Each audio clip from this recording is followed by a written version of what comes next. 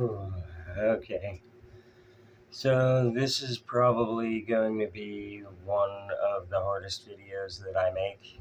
Uh, it's because it's one of those things that you try to leave in your past, but it drags along behind you, and you always have that trail.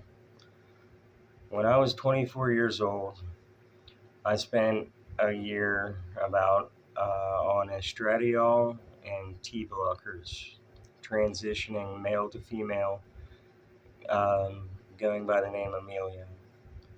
Ultimately, I decided that this was not my journey to take. This was not the path that I needed to go down. Sometimes I still struggle with feelings of discomfort within my own skin, but I ultimately decided that this was not the solution to those problems.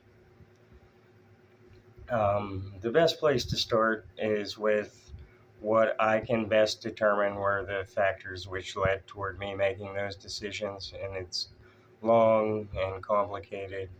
And human life is really an accumulation of many factors piling up over time. As a child, I had a lot of issues. I struggled with um, self worth, identity.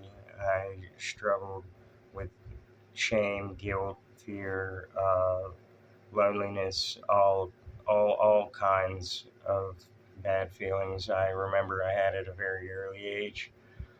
Um, but I was also very curious and very open minded, and I was attracted to things that I found to be novel or weird, the unexplored, the taboo, things which I just had no experience with in the country and in the American countryside. I had always been attracted to women, almost to a degree of worship, um, and that actually led me to a lot of hurt and heartache. Uh, and I realized that I was attracted to people of all sexes, basically, but I don't believe these proclivities led to my decision to transition overall. My first introduction to transsexuality as a serious concept was in a movie called Boys Don't Cry, starring Hilary Swank, uh, and it's a good movie, but it's a tough movie to watch. I don't think I should talk about any of those things on here, but if you're curious, it's about the case of Brandon Tina, or Tina Brandon. Um, you can look that up. It was real things that happened. And I saw this movie when I was 11 years old. I was trying to stay up really late to catch Texas Chainsaw Massacre on IFC, the Independent Film Channel. And this is what I ended up seeing in the meantime. And like I said, as an 11-year-old, it, it was a lot to grapple with at that age. Uh, but as a teenager, I would have few qualms with breaking gender norms, like painting my fingernails or being emotional. I wrote a lot of poetry. I did things that boys weren't expected to do in my neck of the woods. Um, Now, one second here, I lost my place.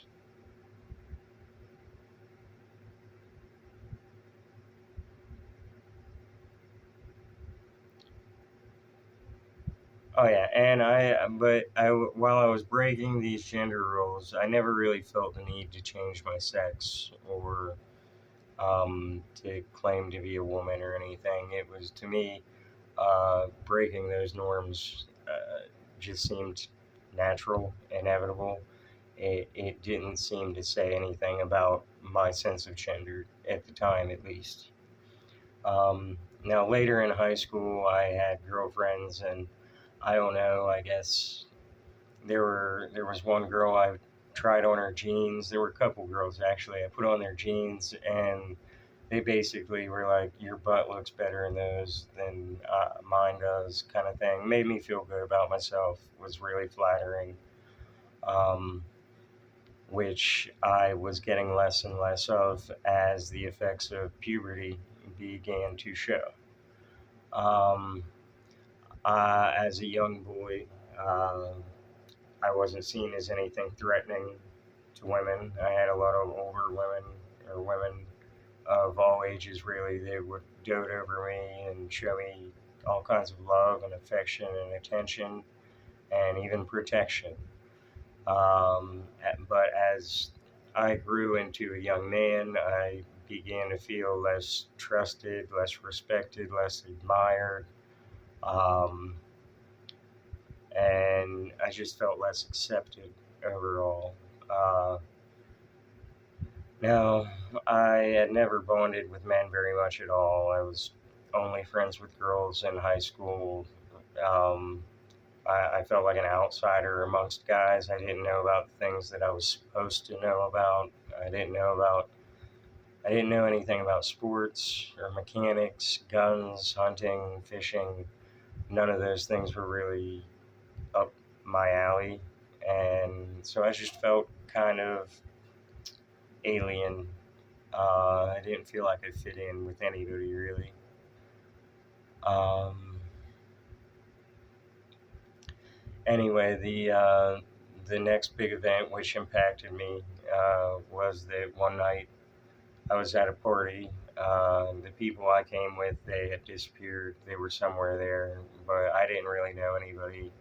I was standing around. I always had this feeling of being like an animal at the zoo. Like I've got this glass between this barrier between me and everybody else, and I just couldn't break it.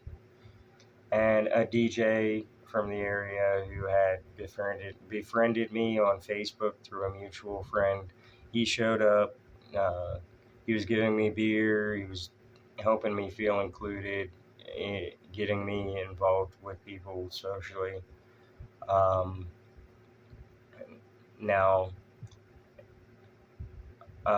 there was another guy there, and they had been cutting out lines of Molly, MDMA. It's a party drug. It's uh, it's the main chemical compound in ecstasy without the pharmaceutical aspect of it. But they were cutting out lines of that, and I did a couple, and then they cut out a third line, and that turned out to be ketamine, which is an animal tranquilizer, and it's a strong dissociative, which sent me into a K hole. Um,